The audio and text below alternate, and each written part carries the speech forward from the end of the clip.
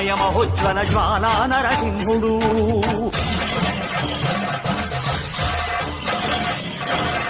భక్తాభీష్టములన్నీ తీర్చే లక్ష్మీ నరసింహుడు సుఖ శాంతులను చేకూర్చు శుభయోగ నరసింహుడు